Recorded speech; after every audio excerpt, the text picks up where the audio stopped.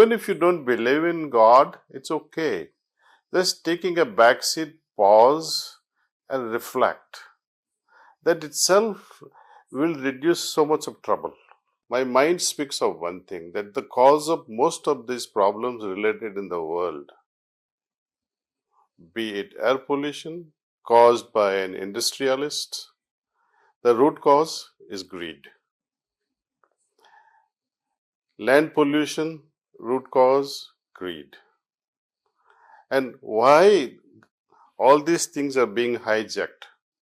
Because of the one pollution that we all have, thought pollution. Meditation is one way of removing this inner thought pollution. Now, one would also further think that what is it that spoils my thoughts? Why am I thinking in this direction and not thinking in the right direction? For example, when Duryodhana says to Krishna, I know I'm bad, I can't help myself. I know I'm thinking wrong, I can't help myself. He says, Janami dharmam nachame pravritti, Janami adharmam nachame nivritti. I know what is right, I cannot follow it. I know what is wrong also, but I cannot follow it. Most of us are also fully cognizant of this fact of right and wrong. But how to take a next step of following what is right and abandoning what is wrong? Clarity and thorough understanding of the situation. And one should study, what price will I pay if I do this wrong? One has to understand the consequences ahead of time. My father used to say, there are various kinds of people. A person, there is one type of, one category of person is even when they commit a mistake, they don't realize they have made a mistake. And if they do realize also, they will not accept that it was a mistake. There's a second category of individuals who, while making mistake, they become aware. And either they correct the situation or continue on that trajectory, unfortunately. The third category of people, and he said, my son, I would like you to be of that category, that before you do anything, chart out your trajectory. See in which direction you are going. Is it right or wrong? Beforehand, you should know the consequences of your actions. Actions are the results of thoughts, and thoughts are the results of our attitudes, and attitudes are the product of our samskaras. So, if we regulate our samskars, fine-tune our samskars, it will fine-tune our attitude, it will fine-tune our, as a result, the thoughts, and as a result, our actions. And if the right action is done, you know for a fact, it will have the right result. Wrong action cannot have the rightful result. So the root of all these things is your planning. And all these steps are well understood, well refined, well tuned during meditation. Meditation is, even if you don't believe in God, it's okay. Just taking a backseat, pause and reflect. That itself will reduce so much of trouble.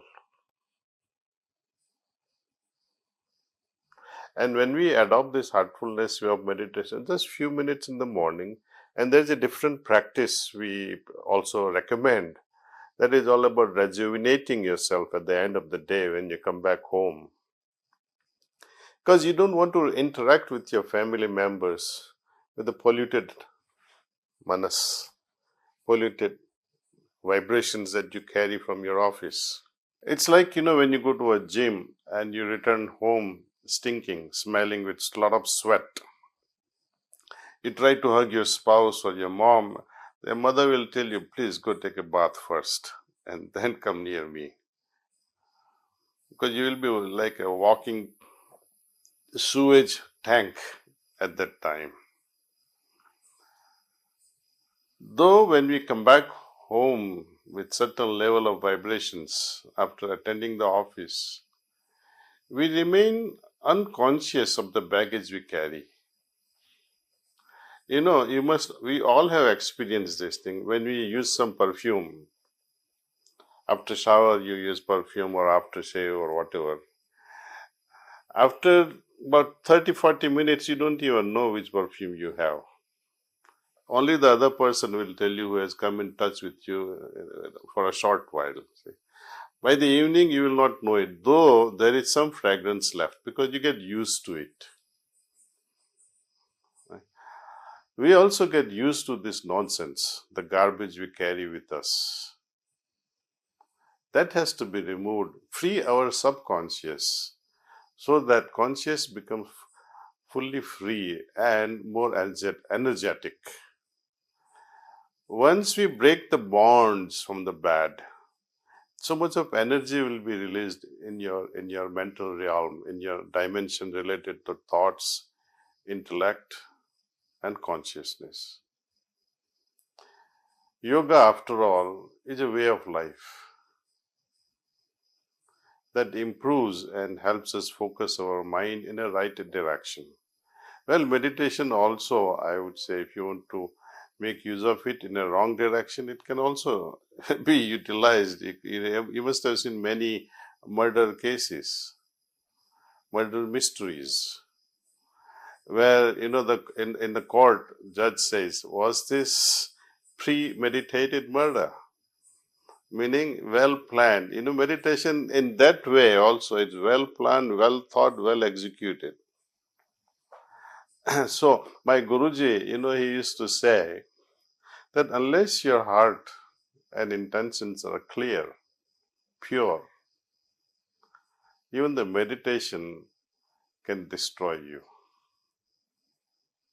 You can become a perfect murderer if your intentions are not clear. Think of Ravana. His intentions, though he had a lot of energy, he had a lot of yogic powers, but in the end, because of his intentions, he destroyed himself. So is that wiser to awaken the Kundalini? It's not wiser. So we have to play with the power, be it spiritual or be it materialistic. It has to be used in a dharmic way, in a righteous way. Then we all can become wiser.